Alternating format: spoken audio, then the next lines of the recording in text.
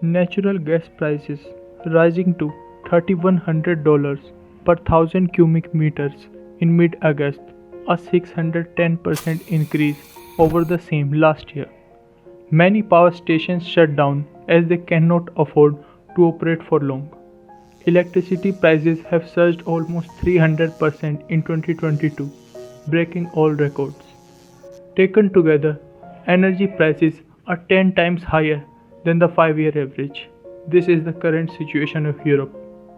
Until blackouts begin or prime prices make driving actually unaffordable, most people generally think no more often of energy than of air. In Europe, the escalating situation is impossible to ignore, and it's going to get a lot worse. Not only do average households struggle to pay for power and heating at such a cost, but governments are coming up short too. The $279 billion European governments have recently allocated to help small consumers is already not enough. Britain's National Energy Action Charity projects an increase from 4.5 million UK households to a full 8.5 million will face energy poverty this winter. Kosovo is already suffering rolling blackouts, 2 hours off for every 6 hours on. But why are gas prices so high?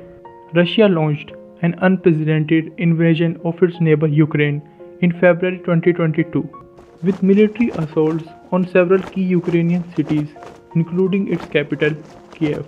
Western countries targeted wealthy individuals, banks, businesses, and state-owned enterprises in Russia.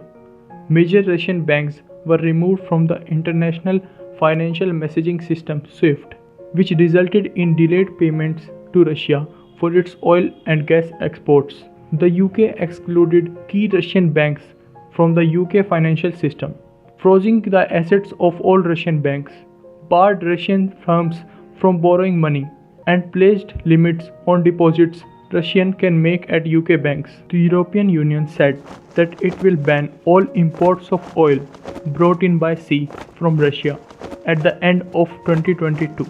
US banned all Russian oil and gas imports. UK said that it will phase out Russian oil imports by the end of 2022.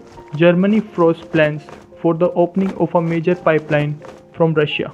To give Western countries a befitting reply, Russia cut the amount of gas it sends to Europe by shutting the key Nord Stream 1 pipeline for the second time in recent months, saying the closure is necessary to allow repairs. The reduction in Russian gas exports has sent global prices soaring, but Moscow has denied using energy as a political weapon.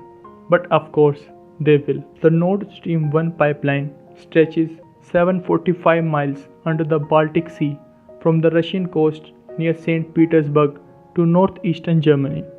It opened in 2011 and can send a maximum of 170 cubic meters of gas per day from Russia to Germany. The pipeline is owned and operated by Nord Stream AG, whose majority shareholder is the Russian state-owned company Gazprom. Germany had also previously approved the construction of a parallel pipeline, Nord Stream 2, but the project was halted after Russia invaded Ukraine. This chart shows dependence of various countries on Russian gas and petroleum products. So now, European countries have been seeking to find alternative supply. Some say Canada could be an answer. In 2021, Canada produced 4.74 million barrels of crude oil a day, making it world's fourth largest producer of crude oil. Projections suggested that by 2030, Canada will have increased its production to between 5.79 and 6.18 million barrels. Canada's expected rise in production would appear to have come at a fortunate moment, but both the availability and affordability of crude oil and refined petroleum products has become an issue in many countries.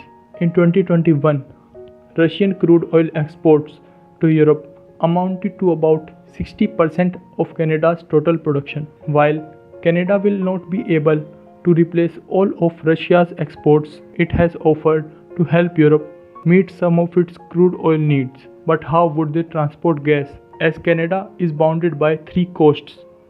To the west, the Pacific Ocean, the east, the Atlantic Ocean, and the north, the waters of Arctic archipelago, and to the south, a land border with United States. Experts are trying to find out some way to export gas to Europe, but it could take some time.